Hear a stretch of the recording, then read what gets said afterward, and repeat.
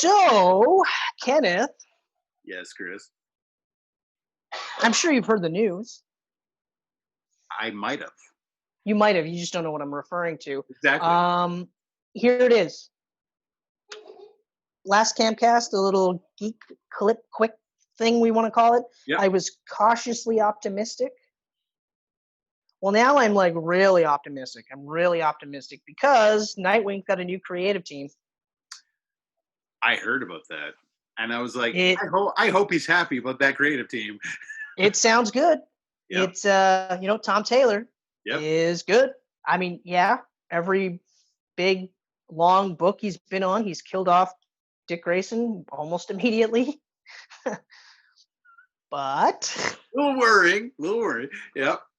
I'm not so worried about that because he likes the character. He loves the character enough that he wants to bring this character up to A-level main event status, which is where he should be. It should be one of those things where like nobody blinks an eye when he shows up and starts calling the shots, It's time. I mean, they constantly talk about how Superman and Nightwing are two of the most influential in the DC universe in that they show up and people suddenly go, okay, I want to listen to him or I want to listen to him.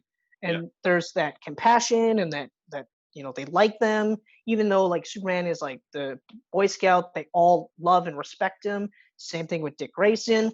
So I'm pumped to see that, and also Bruno Redondo on the art. This looks great. This looks really good. They do a lot of that. So the clips that I've seen, like the little previews. Yep. There's a bit of that Scott McDaniel stuff where they show little bits of Nightwing as he moves around, which I always love when they do that because it shows motion. So it shows little bits of how he changes and how he's acrobatic and stuff like that. So that's really cool. But more importantly, he's got a new sidekick. A 3-legged dog.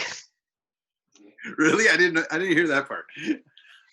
Yeah, in the preview, in the black and white preview, they show him, Nightwing beating the shit out of a bunch of bad guys. Yeah.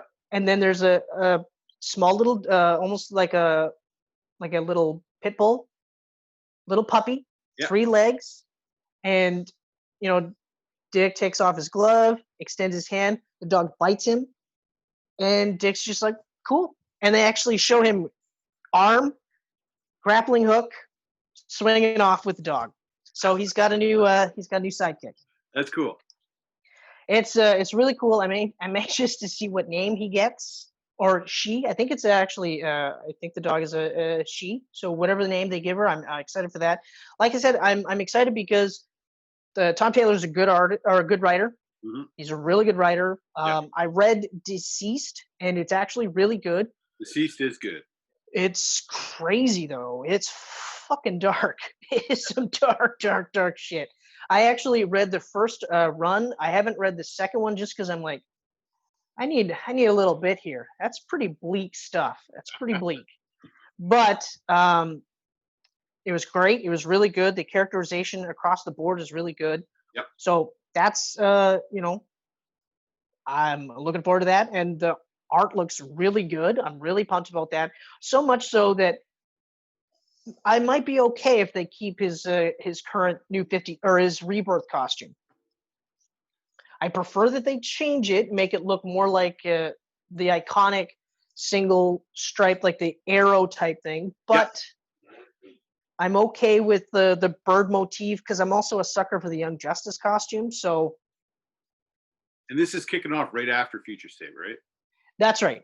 So we got that 2-month run with Nicholas Scott, and I can't remember the writer for that. But I'm particularly pumped to see how that plays out.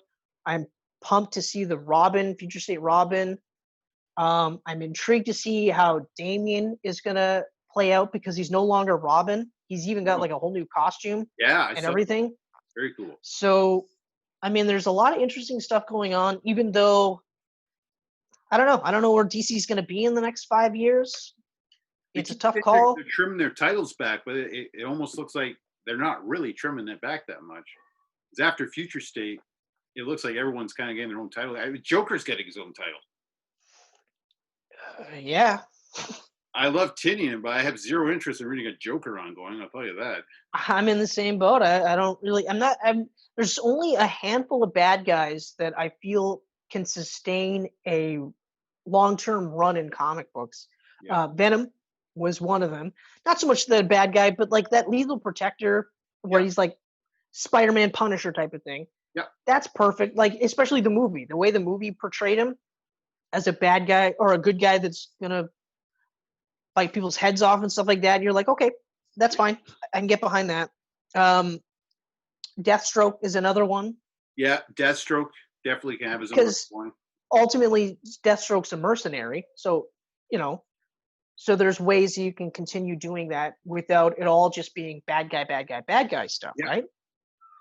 But Joker, I don't know. Like Harley getting her own ongoing made sense. Yeah, Harley having her own ongoing is makes perfect sense. But Joker, Deadpool was a villain when he started, yeah, but not when he got his run though.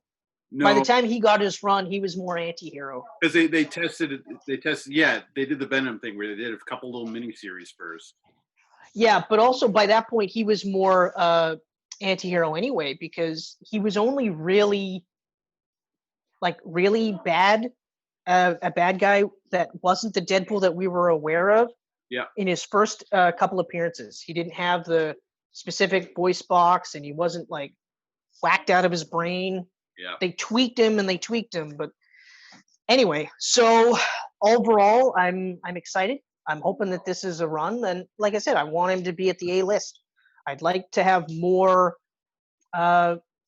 like versions of Nightwing, more and more people know that Nightwing is Dick Grayson, that kind of stuff, Yeah. And if it's really good, maybe it'll inform Titans season 3. Hopefully that one season is going to be so good that it makes you appreciate the 2 seasons it took to get there. Yeah. I'm happy for it, man. I hope Nightwing gets a really good run, because after years of Rick Grayson, you deserve it. You know what's funny though is like I've been rereading Grayson, and it's such a good book. Like it's a Nightwing book in everything but the name and appearance. Tom King and who the hell was I think he was writing with Tom Taylor actually, if I remember correctly.